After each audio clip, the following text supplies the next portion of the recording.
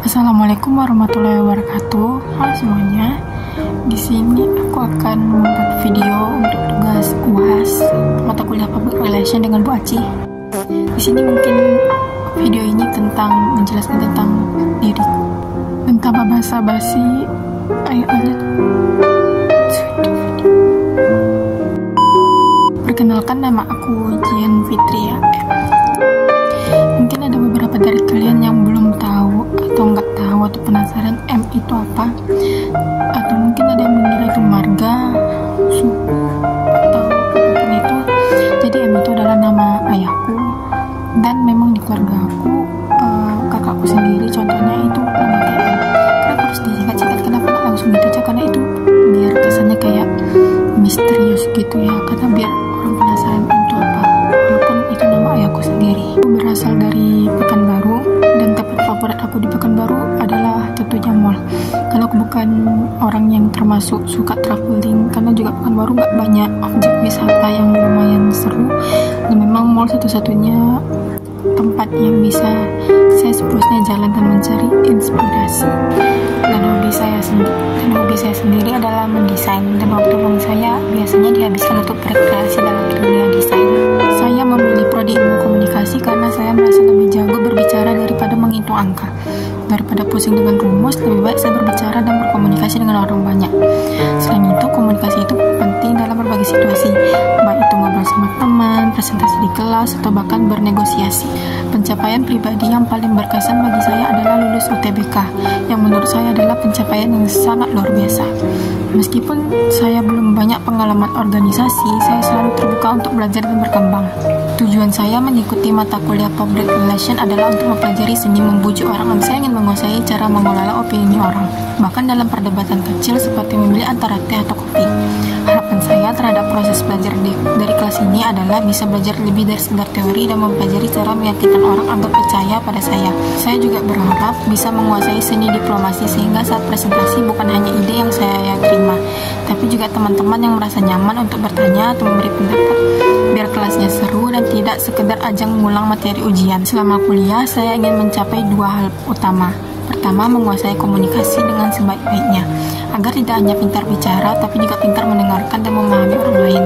Yang kedua, saya ingin memiliki banyak senjata PR untuk menyelesaikan berbagai masalah, baik saat presentasi tugas maupun ketika terjebak dalam debat soal pilihan film di grup WhatsApp. Tentunya saya juga berharap bisa membangun banyak koneksi, karena setelah lulus nanti saya ingin memiliki jaringan yang luas, tidak hanya ijazah. Hal yang menjadi kelebihan utama saya adalah kemampuan mengedit desain seperti poster, scrapbook, dan hal-hal visual lainnya. Saya juga merasa paling percaya diri ketika sedang menghafal, karena saya memiliki kemampuan untuk mengingat informasi dengan cepat dan akurat. Selain itu, saya sangat menguasai keterampilan desain yang memungkinkan saya untuk menciptakan karya visual yang menarik dan kreatif. Dalam belajar dan bekerja, saya paling menikmati kegiatan yang menggabungkan kreativitas dan tantangan seperti mendesain atau menyelesaikan masalah dengan cara-cara inovatif. Saya merasa bakat saya paling cocok di bidang desain grafis atau pekerjaan kreatif yang melibatkan pengolahan visual. Meskipun saya belum banyak mendapatkan pengakuan atas bakat ini, saya yakin itu akan terlihat lebih jelas seiring berjalannya waktu. Saya memprioritaskan pencapaian akademik dengan menyelesaikan tugas dan ujian dengan baik.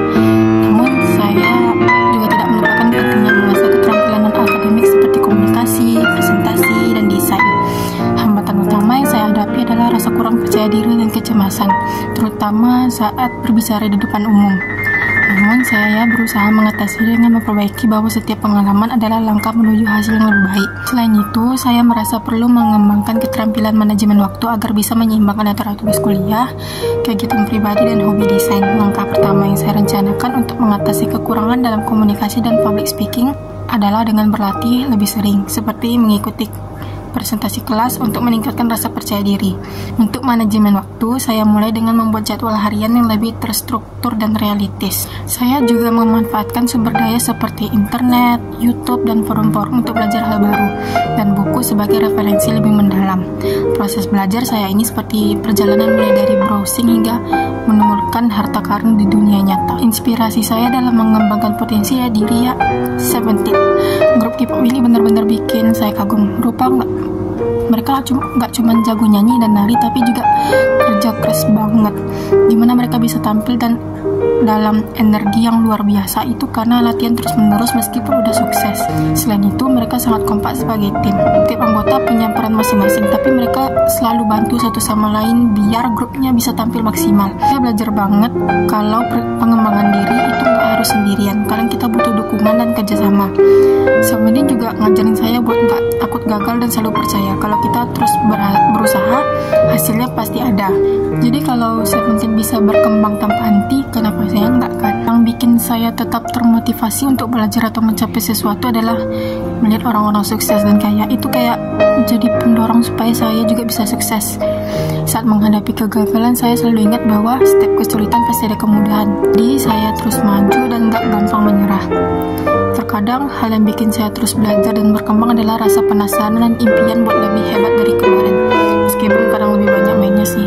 Saat menghadapi tantangan, saya mikir, oke, ini kayaknya game level sulit, kalau aku bisa lewatin ini pasti ada hadiahnya. Nah, hadiahnya tuh kayak bisa berupa rasa puas atau kemampuan baru yang bisa dipamerin ke orang-orang terdekat gitu. Saya juga terinspirasi oleh ide bahwa belajar itu nggak cuma soal dapat nilai A, tapi juga menambah keterampilan yang bisa dipakai buat masa depan. Orang tua saya adalah tokoh inspiratif yang paling berpengaruh dalam hidup saya. Mereka mengajarkan saya tentang kerja keras dan kesabaran. Ayah saya selalu bilang kalau hasil yang baik itu butuh proses dan nggak bisa instan. Dari beliau saya belajar bahwa buat nggak mudah menyerah dan selalu memberikan yang terbaik dalam setiap hal yang saya lakukan. Ibu saya mengajarkan saya untuk tetap sabar dan baik hati meskipun dalam situasi sulit. Dengan sikap beliau yang penuh kasih sayang dan bijaksana, saya belajar untuk bersyukur dan gak mudah stres menghadapi masalah. Orang tua saya adalah sumber motivasi terbesar saya untuk terus berkembang, tidak hanya dalam hal pekerjaan, tapi juga dalam menjadi orang yang lebih baik dan sabar setiap harinya. Kalau ketika kehilangan motivasi, saya biasanya beristirahat sejenak, seperti kayak jalan-jalan atau nonton sesuatu yang ringan, karena kebetulan saya suka menonton film. Kadang saya juga menulis atau bikin daftar pencapaian kecil supaya ingat bahwa saya sudah melangkah lebih jauh. Bicara dengan teman atau keluarga juga membantu saya untuk mendapatkan perspektif baru. Terakhir, saya fokus pada tujuan besar dan coba menyelesaikan tugas kecil dulu supaya semangat saya kembali. Untuk mengatur waktu agar keseimbangan antara belajar dan waktu pribadi terjaga, saya bikin jadwal harian yang gak terlalu padat sih. Jadi saya bisa atur waktu buat belajar, ngerjain tugas, dan punya slot buat kegiatan yang lainnya. Saya juga pastikan ada waktu untuk me time seperti nonton atau main game biar nggak stres. Saya prioritaskan tugas-tugas yang penting dan urgent dulu, dan kadang buat deadline pribadi supaya semuanya selesai tepat waktu. Dengan cara ini, saya bisa tetap produktif tanpa merasa kewalahan. Kebiasaan buruk yang sering menghambat produktivitas saya adalah prokrastinasi atau nunda-nunda kerjaan. Kadang saya suka nunggu mood dulu atau mikir, nanti aja lah. Akhirnya pas mepet baru panik. Scrolling medsos juga sering jadi gangguan. Waktu bisa habis gitu aja. Tapi sekarang saya mulai coba pakai timer atau atur waktu supaya khusus buat cek medsos supaya nggak kebablasan. Memastikan tugas-tugas penting selesai tepat waktu. Saya biasanya pecah-pecah tugas jadi bagian kecil biar nggak terasa berat. Saya juga nyiapin jadwal harian supaya tahu mana yang harus dikerjain dulu. Kalau lagi malas, saya pakai teknik 5 menit pertama.